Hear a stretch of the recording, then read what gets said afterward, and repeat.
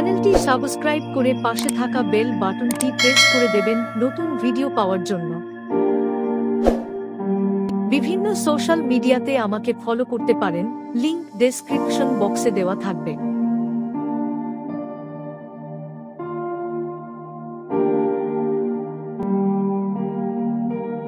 স্বামী বিবেকানন্দ সোয়েমে ভিভেকানন্দ ছিলেন একজন প্রখ্যাত ভারতীয় দার্শনিক, ধর্মপ্রচারক এবং রামকৃষ্ণ মিশনের প্রতিষ্ঠাতা। তার আসল নাম ছিল নরেন্দ্রনাথ দত্ত।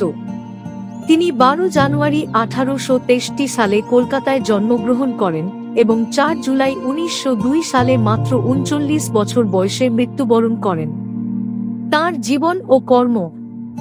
এক প্রাথমিক জীবন। নরেন্দ্রনাথ দত্ত ছোটবেলা থেকেই মেধাবী এবং জ্ঞানপিপাসু ছিলেন।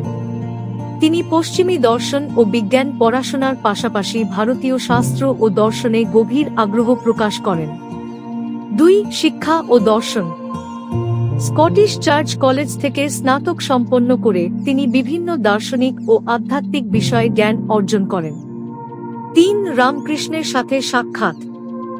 1881 সালে তিনি দক্ষিণেশ্বরের রামকৃষ্ণ পরমহংসের শিষ্য হন। রামকৃষ্ণ তাকে ঈশ্বরের অস্তিত্ব ও মানব কল্যাণে আত্মনিযোগের পথ দেখান।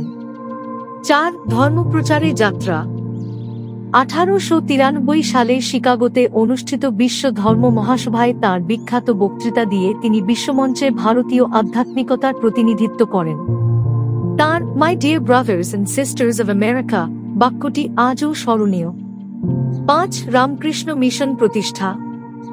1897 সালে তিনি রামকৃষ্ণ মিশন প্রতিষ্ঠা করেন, যা আজও সেবা, শিক্ষা এবং আধ্যাত্মিক চর্চার জন্য পরিচিত। তার দর্শন। স্বামী বিবেকানন্দ মানবতার সেবাকে ধর্মের মূল লক্ষ্য বলে উল্লেখ করেন। তিনি আত্মশক্তি, শিক্ষা এবং একতা জাগরণের মাধ্যমে সমাজের উন্নয়নের উপর জোর দিয়েছেন।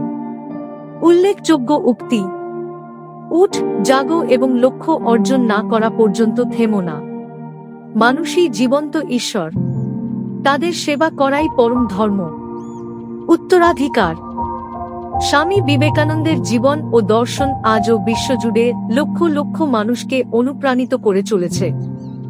তার জন্মদিন 12 জানুয়ারি ভারতে জাতীয় যুব দিবস হিসেবে পালিত হয়। ভিডিওটি ভালো লাগলে লাইক করে শেয়ার করে দেবেন।